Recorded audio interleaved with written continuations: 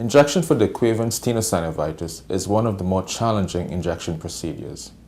There is very little soft tissue in the area, and the patient should be warned about the possibility of tissue atrophy and skin hypopigmentation. The procedure can be made easier by knowing your surface anatomy and palpating for the affected tendons and sheath. The surface anatomy will be demonstrated in this video, and then I will do a teaching demonstration of the injection procedure. DeQuervain's tenosynovitis is inflammation of the tenosynovial sheath in the first extensor compartment. This compartment contains the extensor pollicis brevis and the abductor pollicis longus tendons. Inflammation in this area can present with pain and swelling at the radial border of the wrist. Inflammation occurs where the tendons pass under the extensor retinaculum. The aim of the procedure is to inject within the tenosynovial sheath by sliding the needle just alongside or between the tendons.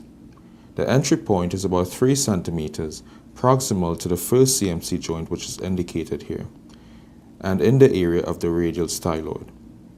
Palpate the radial styloid and identify the tendons by having the patient extend the thumb against resistance. Then mark the point for injection.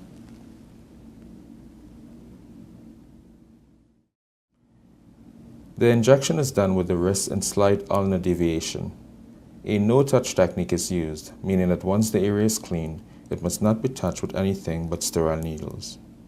Scrub the site and then clean in an outward fashion. Here I am using 2% chlorhexidine and 70% isopropyl alcohol.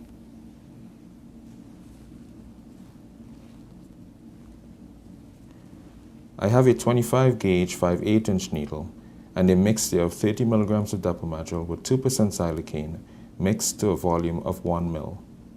Advance the needle alongside the tendons, aiming towards the elbow for about 2 centimeters.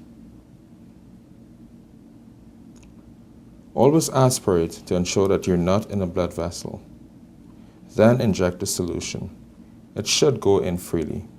If you encounter any resistance, withdraw and adjust the needle accordingly.